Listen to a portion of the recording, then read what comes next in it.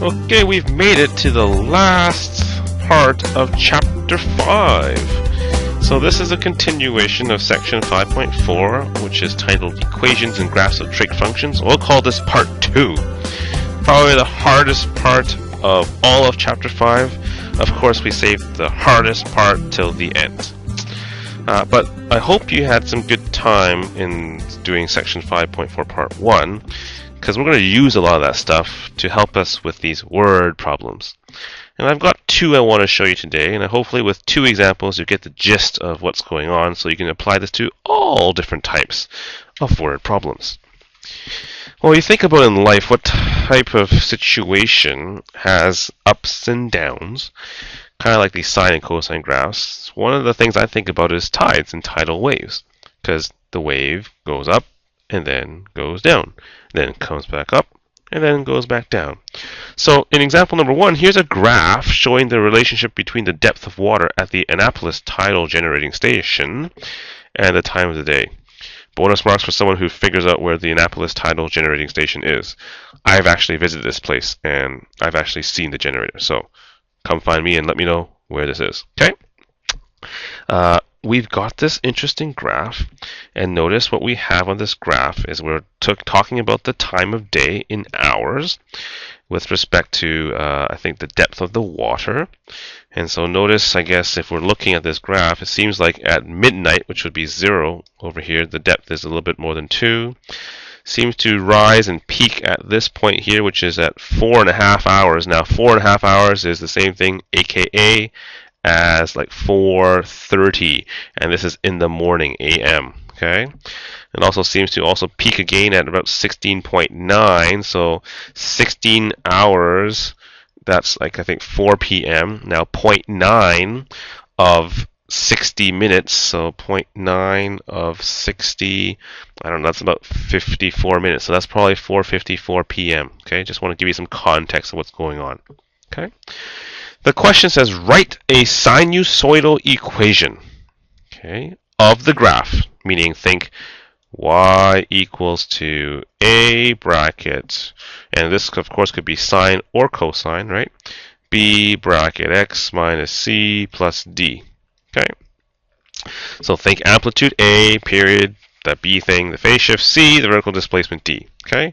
And I do say you can create more than one equation. I think I've shown you that before, but if I haven't, I'll show you again. So I'm going to show you actually 3 different equations that describe the same thing. You can just try to find one if you want. Okay. With all these graphs, the amplitude, no matter what it is always the same. And same with the vertical displacement. So those are the things I like to do first. And I think in one of our food for thought questions, we kind of figured out a way of figuring out the amplitude, given that you know like the maximum and the minimum values. Well, the maximum value on this graph, can someone tell me what that is? Yes, it does look like it's 8, okay, max, right? The minimum value does look like it's, don't say 3, it looks like it's right here, which is 2. Anyone remember how to find the amplitude then? Yep, it's max minus the minimum all over 2. So 8, take away 2, divide by 2, that's 6 over 2, or 3.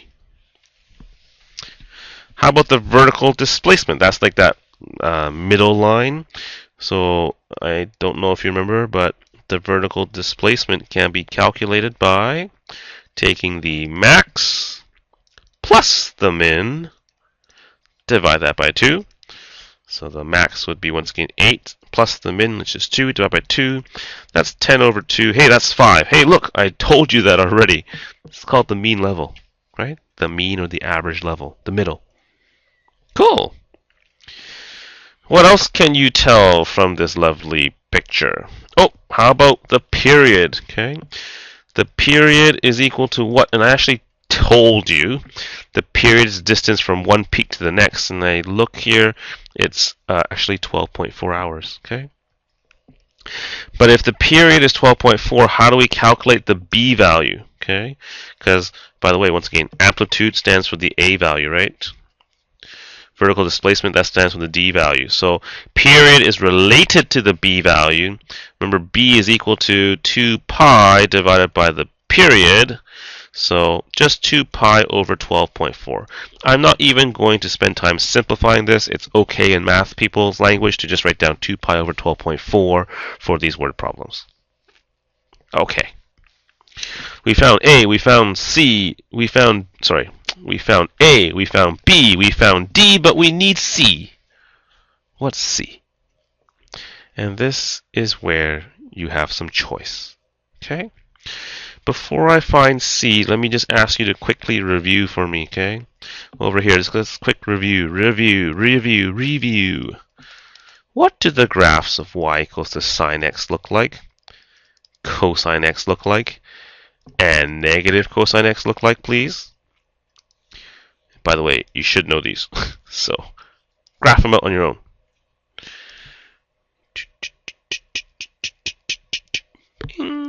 Yeah. Done. Done. Do you see the difference between all these graphs? Notice that sine, if I start on the y-axis, it starts in the middle. Okay, it starts at that mean level, or the vertical displacement 0.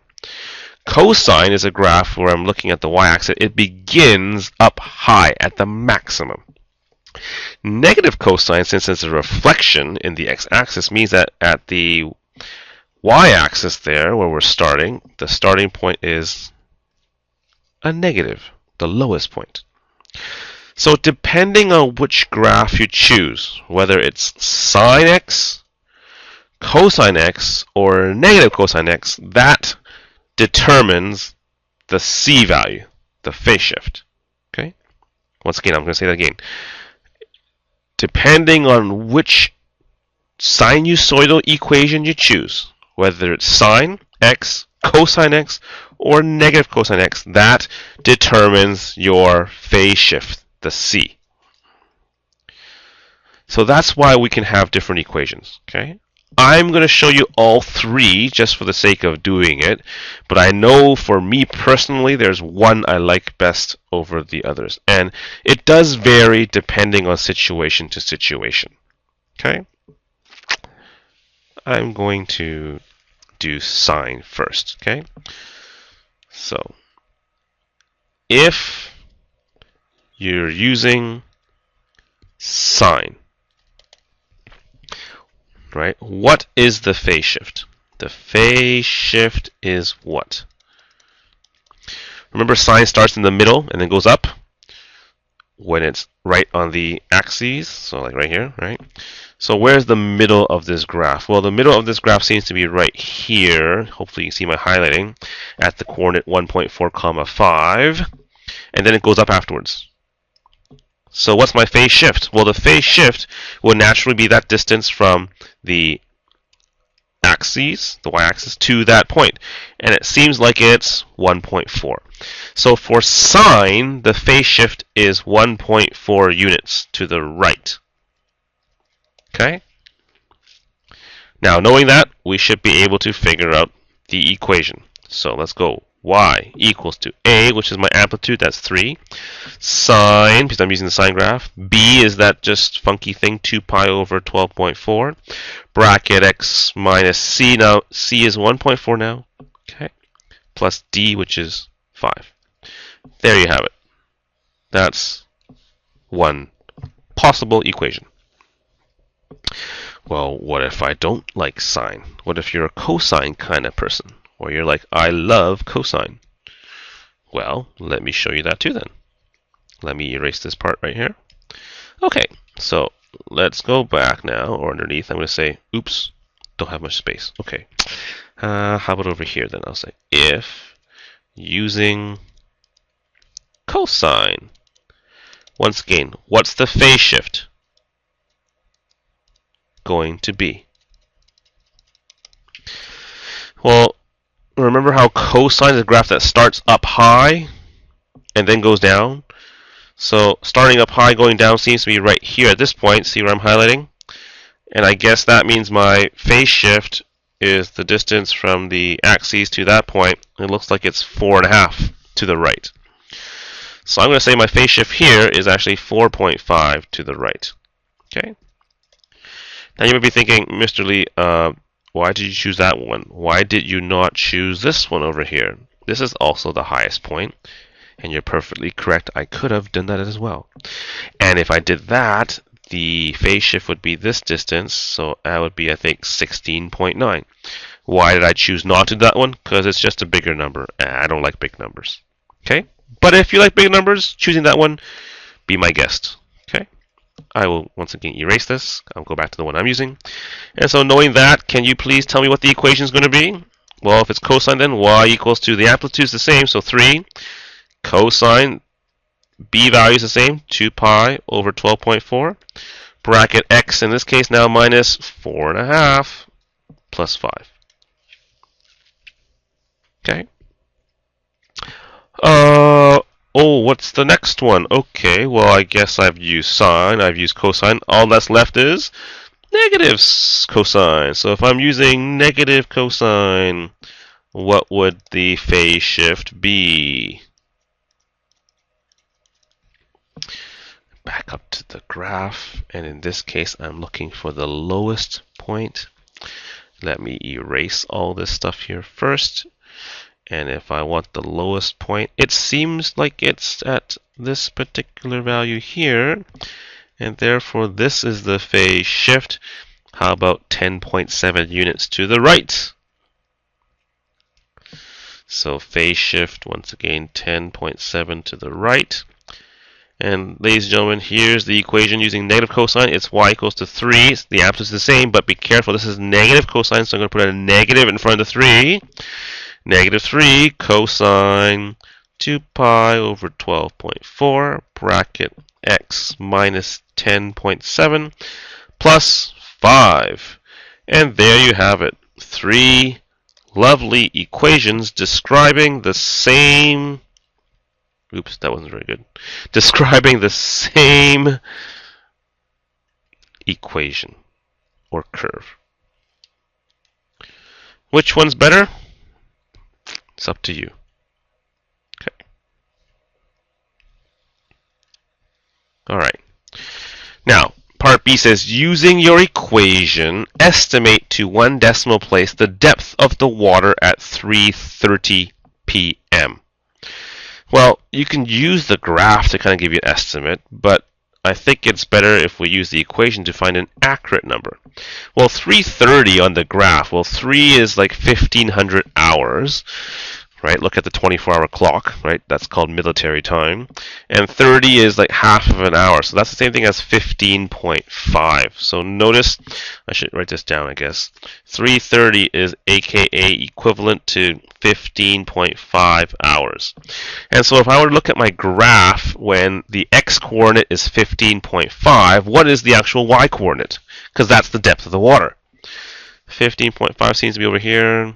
So I would assume it's something like, well, I don't know, close to 7 or so. Okay? Because that's the actual, right, depth. So let's see if we can actually calculate this using one of the equations.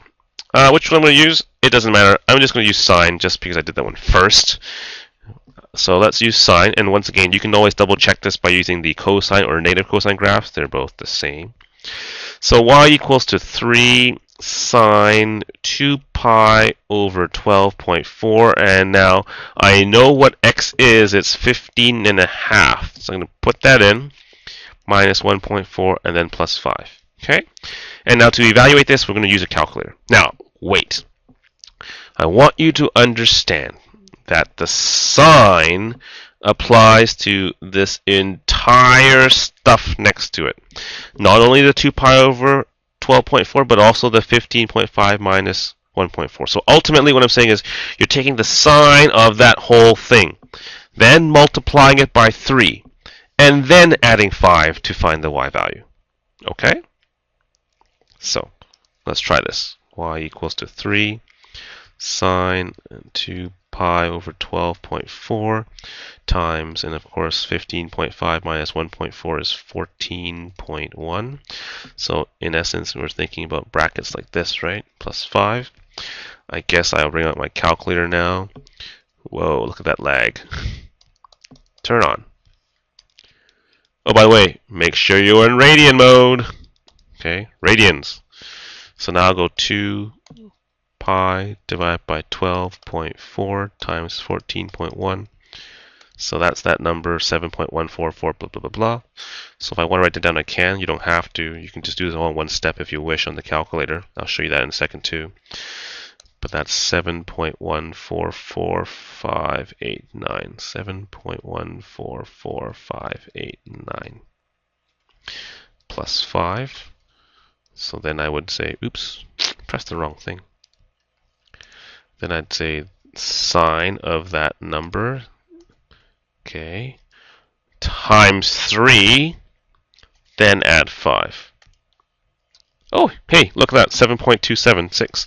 That's a pretty good estimate, might I say so myself, because I estimated it to be about 7.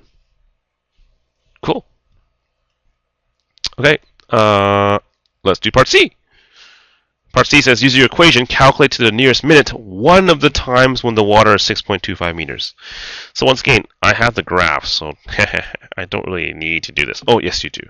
I need to show you how.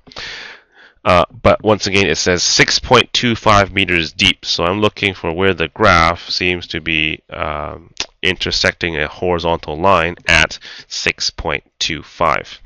So think about me drawing 6.25, probably somewhere here. And you see how it intersects at many times? 1, 2, 3, 4. So I'm asking you to find at least one of the times. Well, how would you do this algebraically with your calculator? Well, let me show you. In this case, I'm going to use the same sine function since I'm familiar with sine. It says one of the times. So in this case, I'm solving for x, or the time, and I want you to plug in for y, the depth, 6.25. So 6.25 now equals to 3 sine 2 pi over 12.4 x minus 1.4 plus 5. Remember, once again, this whole sine thing sticks together. Okay, so we'll deal with that last. So we'll use our algebraic techniques to try to simplify this. I think the first thing you need to do is to subtract 5 off of both sides. So 1.25 now equals to 3 sine of 2 pi over 12.4 x minus 1.4. I think the next thing we need to do is divide that by 3. So 1.25 divided by 3. Well, if you like fractions, 1.25 is 5 quarters. Dividing by 3 means you multiply by 1/3. So I'm thinking that's 5/12. Okay, if you didn't like that, use your calculator and just get the decimal equivalent. 0.41666666 something. And that's fine too. Our goal now is to try to solve for x. We have to isolate x. Remember, this is all together. So I want to get rid of that sign. So I'll do inverse sine. So please do that. I'll go sine in minus 1 of 5/12. And this will leave me with 2 pi over 12.4 x minus 1.4. And then we have to do the sine -1 5/12 on our calculator. Once again, I'm in radian mode, so keep using radian mode. There's my answer, 0.429. I'm just going to round this to 0.43. 0.43 equals to 2 pi over 12.4 x minus 1.4. Okay, let's keep going with solving the algebra. I want to isolate x, so I want to get rid of this fraction part. Dividing by the fraction, same thing as multiplying by its reciprocal. So I'm going to multiply this by 12.4 over 2 pi. I know these numbers look messy, but we're almost there. I'm actually not going to do this in the calculator yet. I'm going to do one final step by moving the 1.4 to the other side. So 1.4 plus 0.43 times 12.4 over 2 pi. And now I'm ready for my calculator. So 1.4 plus 0.43 times 2 pi divided by, oh no, sorry. Times that by 12.4 divided by, now 2 pi has to be in brackets because the whole thing is part of my denominator, 2 pi. And the answer is 2.25. Good. So from here we get x equals to 2.25. This is hours, so if I want the actual time, that'd be 2 and 0.25 of an hour. That's a quarter of an hour. That's 15 minutes. So at about 2:15 a.m., the water was 6.25 meters deep. Let's check. Is that correct? At about, I guess so, yeah. You might be asking, Mr. Lee, well, that's the one answer. Where'd the other answers come from? I'm glad you asked. You know when you solve down here for part C? See that thing I highlighted in purple? We learned in chapter 4 that when you take the inverse of sine of a number, you don't necessarily only get one answer, do you? That's right. All students take calculus. So yeah, sine, remember, here's our first angle, which we found was 0.43. Where's the other angle? Where else is sine positive? In quadrant 2. Go ahead and find that angle for me, please. Of course, that's just pi minus 0.43. So 3.14 minus 0.43. What's that? Oh yeah, 2.71. So technically, another answer could have been where I replace 0.43 with 2.71. So just as a side note here, your other answer could have come from you taking this line and replacing 0.43 with, once again, 2.71. And we could have done the same thing and solved. Okay? So 2.71 times 12.4 over 2 pi plus 1.4, and that equals to x. I will do that for you as well. I know this is a pretty involved question, but I've actually done more than I need to, right? I've showed you all these different things. 2 pi. What did I do wrong? Don't forget to put a bracket around the 2 pi. Plus 1.4, and you would have found another answer of about 6.75. So that's 6 a.m. 0.75 of an hour would be 45 minutes. And there's another answer there too. Let's double check. 6:45. Oh yeah, that's pretty close. Cool. Oh, one last thing. There's actually 4 solutions in this picture. Right. So, I found only the first 2. How can I find the other 2? Think about it. Okay? Think about the periodic nature of the graph. Okay? I'm not going to tell you what the answer is or why. You figure it out. And if you do, you should be really happy. And if you don't, find someone that did figure it out and ask them how they did it. All right. Wow, that was example number 1. I know, lots of stuff. But like I said, I showed you more than you need, right? When you do your homework, you don't need to show me all 3 of these equations. 1 is perfectly fine. Okay. So here's number 2. Another type of scenario that you see kind of repeating or revolving things is this idea of the Ferris wheel. Let me just try to explain what's going on here. We've got this Ferris wheel. It has a radius of 12 meters. Notice the center is above the ground, and it's 14 meters above the ground. It says it rotates once every 40 seconds. So if you get on at the bottom and you go around, the question is, I want you to graph your height above the ground as it changes during the first rotation of the wheel. So I want you to actually sketch out what the graph would look like. And then from there, I'm going to ask you to do the calculations, just like the previous one. Okay? So a Ferris wheel seems to have a radius of 12. So the distance from the middle to the top here must be 12. Same thing to the bottom. Its center is 14 meters above the ground. So I believe the ground must be down here. And since the whole center is 14 above, that must be 14 there. Which means when you get on, how high do you get off the ground? This distance must be, you bet, 2. Okay. It rotates once every 40 seconds, so think about it. So if I get on here, I travel, whee, and 40 seconds later, I'm back to where I started. Boo! Okay. So I'm going to ask you to graph this out. First of all, what is your period? What's the time it takes to complete one rotation or revolution? 40!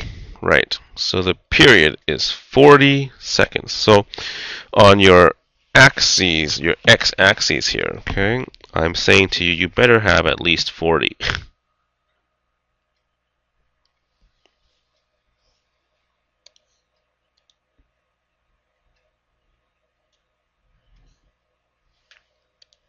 And along the y, we're talking about the height.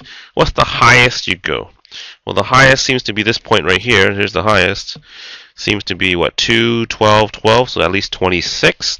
So you want to make sure that your graph has at least 26 going upwards.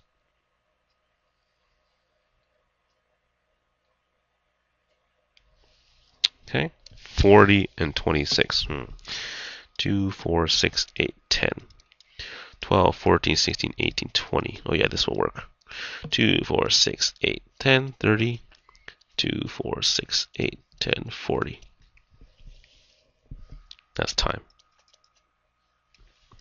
Okay. How about the height? We said it was, what, 26 we need? 2, 4, 6, 8, 10. 12, 14, 16, 18, 20. 22, 24, 26. Oh, just enough. Okay. So once again, we should label our axes. This is the height in meters. And this probably is time in seconds. Alright, let's start the graph. So tell me, when you get on, that's 0 seconds. How high are you off the ground? If you're thinking 2, you're right. Let's think about what happens if I go right to the top. How long will it take to get me to the top? If you said 20 seconds, you're right. So the top will be at 20 seconds, and the highest it goes is 26. All right. And then after 40 seconds, we get back down to the bottom, so we're back down at 2. Okay. What about in the middle? Like, what happens at, like, 10 seconds? I guess you're right here on the side. Well, how high would you be there? Well, 2 plus 12 is 20. Not 2 plus 12 is 14. So at 10, you're probably at 14. So I'm thinking the graph looks something like this. And at 30, I think you're back down at 14. So I think you get this. Oops. Whoa. Whoa, whoa, whoa. I did not want that. Oh, now my phone's ringing. Hold on. Alright. I'm back. Sorry about the interruption. That was my dad calling. Yeah. It's nice to get a call from dad sometimes, right? Okay, so I'm going to continue our graph. Let's draw this part, and there you go. Okay, one complete cycle. Hey, where'd it go? One complete cycle. Yeah. All right. Okay, so we've got the picture, and once you got the picture, I think everything else is pretty straightforward. It's just like the previous question. I said I said write an equation for your height. Okay, once again, there are many possible equations, but one's much easier than the rest. Now, I'm going to start this with you. Let's take a look at the amplitude. Remember, max minus the min, 26 minus 2 divided by 2. That's 24 divided by 2. That's 12. Hey, notice that's just the radius, right? Yeah. Makes sense, I hope, for you. Okay, we know the period. Oh, sorry, vertical displacement is what I usually do next. So let's do that. Vertical displacement d. That's max plus min. So 26 plus 2 divided by 2. That's 28 divided by 2. That's 14. Hey, that's the middle, which makes sense, right? That's the middle. Okay, I talked to you about the period already. Period is 40 seconds, so therefore the b value is 2 pi divided by 40. Now if you want to simplify this to pi over 20, I'd welcome that. And then once again, the last part is c, which is the toughest one. Now, once again, many choices, but in this particular example, there's one clear, obvious choice, I believe. What's the one that looks just like this? Is it sine? Is it cosine? Or is it negative cosine? Yeah, it's negative cosine, right? Because it starts down low and then it goes up high and then comes back down low. So why bother with a phase shift? Because if you were to choose negative cosine, and that's what I hope you could see, if you choose negative cosine, well, your phase shift becomes what? Yeah, it's 0. So one less thing to worry about. Sounds like a plan to me. Y equals to negative 12 cosine pi over 20.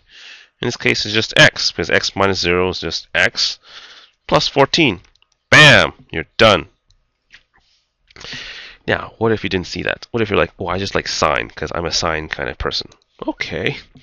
If you like sine, so if you choose sine, you do have a phase shift. So what is your phase shift going to be? Remember how sine starts in the middle? So, and then it goes up. Well, I think that means this is your phase shift right here. It's 10 to the right. So your equation will be y equals to 12 sine pi over 20 x minus 10 in the bracket plus 14. Oh, extra stuff, more work, wasting lead. Forget about it. But once again, they're both the same. That's up to you what you want to do. I am going to take the easy one. Okay? So estimate how high you'll be above the ground after 25 seconds. Well, guess what you do here? You just take this equation and then you're going to plug in what? 25 seconds. So plug in x equals to 25. Okay? You can do this on your own. Pretty straightforward, I think. Okay? But don't forget, this is all one term, so maybe I should do this with you. Okay? I'm going to try to do this all in one step on your calculator too. Okay? So watch. Negative 12 cosine bracket, right? So first one's pi over 20. Oops, I forgot the division. Pi divided by 20 times the 25 value, close the bracket, plus 14. 22.49, okay? Meters. And you can check this with the picture above. I think it's pretty accurate, okay? Let's just quickly finish this last one because I know this video is pretty long, but hey, I hope that by taking the extra time to say all these things, you know what, you're going to be better prepared to solve word problems. Okay? Those of you who skipped the video to the end, well, too bad, you missed out. Why would you do that anyways? You're missing out on good quality content. Okay, y equals to negative 12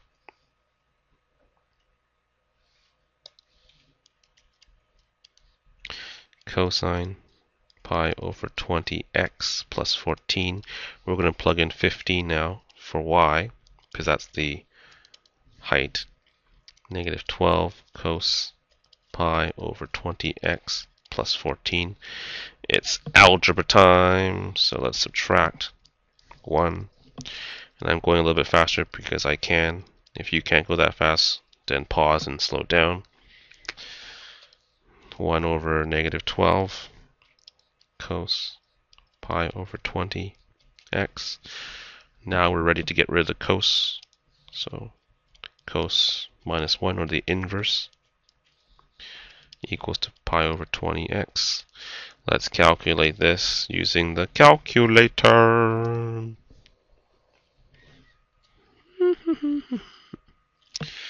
Once again, radian mode. 1 divided by negative 12. 1.65. Cool. Now you'll be thinking, Mr. Lee, you told us that there were two answers? Uh-huh, uh-huh. All students take calculus. 1.65 seems to be in quadrant number 2. Remember, this is like 1.57 since it's pi over 2.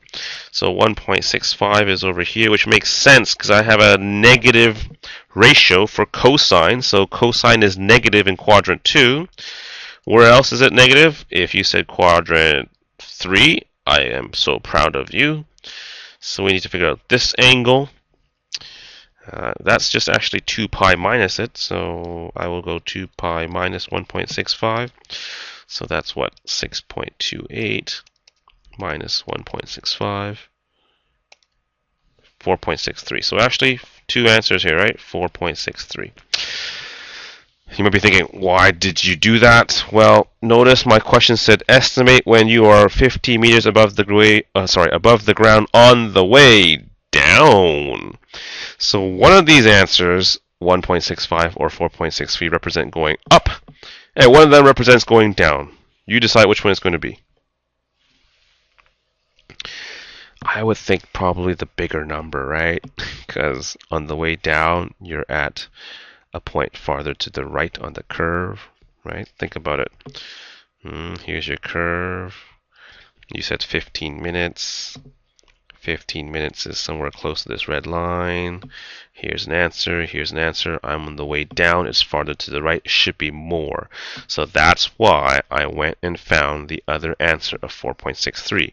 Because this is the one that probably says it's going down. This is the one for when it's going up.